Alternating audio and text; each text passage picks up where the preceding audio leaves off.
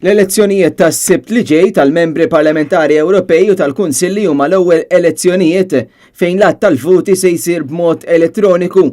Aktar dettalji dwar il-format tas-Sibt li ġej u l-att wara l-elezzjoni ingħataw f'konferenzi tal-aħbarijiet fiċ-ċentru tal-att tal-voti fin-Naxxar fejn il-ġurnalisti kienu indirizzati mill-Kummissjoni Elettorali dwar l-elezzjoni tal-nhar is-Sibt tħabbar li sal-4 wara nofsinhar kien hemm 42,927 dokument tal-vot li ma nġabrux għall-elezzjoni tal-Parlament Ewropew, filwaqt li kien hemm 96,654 dokument tal-vot mhux miġbura għall-elezzjoni tal-Kunsilli. Dawn il-votanti għandhom sa nofs il-lejl tal-ħamis biex jiġbru d-dokument tal-vot miċ-ċentru tal-att tal-voti fin-Naxxar.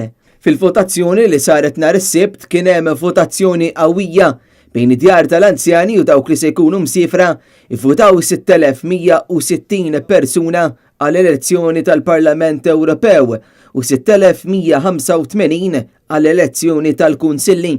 It-tlieta votaw ukoll ACs f'din il-votazzjoni xieħdu l-vot tagħhom 3,160 persuna għall-elezzjoni tal-MPs u 3,955 għall-elezzjoni tal-Kunsilli. Intant, fl-elezzjoni li saret fil-faċilità korrettiva ta' Kordin, ivvutaw kważi 80% ta' dawk eligibbli. Il-ħamis se jsiru l-votazzjonijiet fl-isptarijiet Mater Dei, Monte Carmeli, Karen Grek u l-Isptar Ġenerali ta' Għawdex. B'kollox f'Malta u Għawdex se jkun hemm 726 post tal-votazzjoni nhar is-Sibt. Il-Kummissjoni Elettorali appellat biex meta n-nies imorru jivvutaw jiktbu in-numru tal-preferenza tagħhom fin-nofs tal-kaxxa dan biex ma jkunx hemm riperkussjonijiet fl-att tal-vot elettroniku.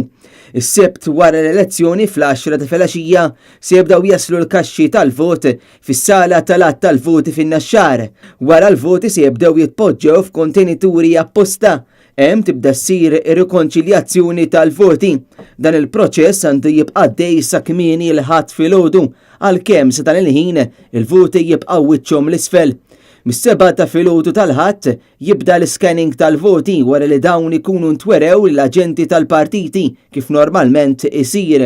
Ir-riżultat uffiċjali tal-elezzjoni tal-Parlament Ewropew mistenni joħroġ il-ħadd fil-11 ta' bil-lejl.